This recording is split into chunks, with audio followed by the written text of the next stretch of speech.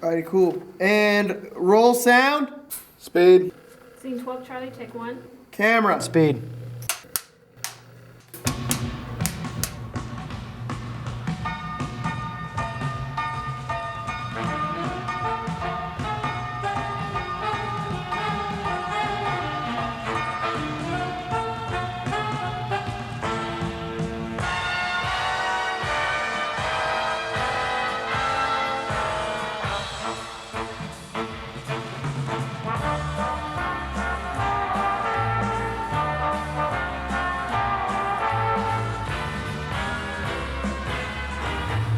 Roll sound.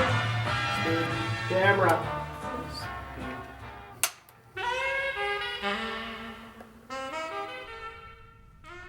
Shooting on film is a completely different story.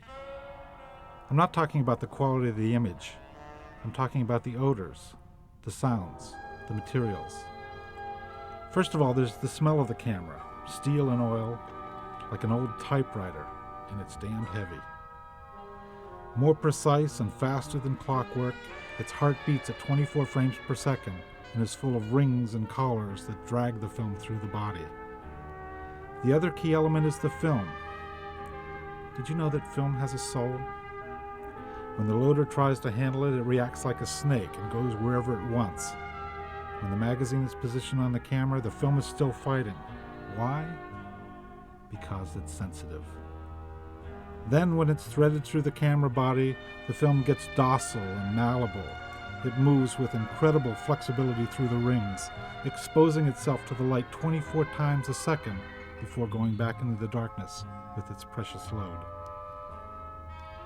As a larva changes into a butterfly, so the film, from a chaotic and unshaped emulsion, is transformed into a perfect image destined to immortalize memories. I think there must be some sort of alchemic formula that changes the film in this way. I mean, it's like changing iron into gold. I know.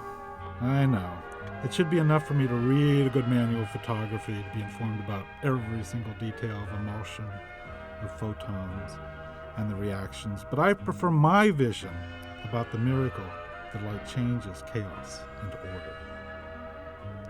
If it's not alchemy, then why do we use the magic formula? To explain it, I have to, against my will, talk about one particular character. That's the first assistant director. His job is to break your ass, to make sure that everything is running on schedule. He is so focused on his role that his vocabulary is reduced to 2 words, fast and faster. He sets the rhythm for the sorcerer's apprentices, making sure that the potion is ready for the great wizard, the director. The first call is for the sound, then the second AC, then the camera operator, and then the slate is closed with that well-known sound. Once the ingredients are ready, the great wizard is able to exercise his magic. Now in front of him, there's a new, different world. There are characters, there are chairs, there are tables and walls, but they are inanimate, without soul.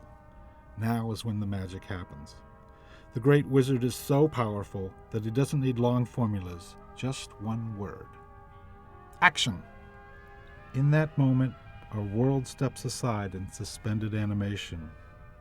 Immediately, the other world comes alive, full of sounds, smells, and memories.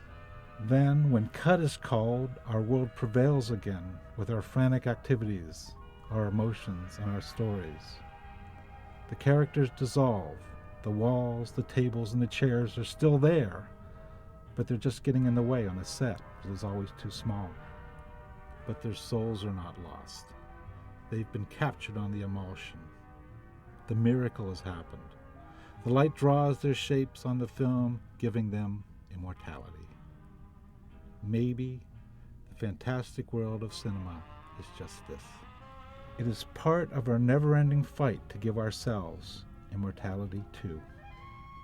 But for those of us that live on this side of the lenses, there can only be the hope that our memories are not just tears in the rain.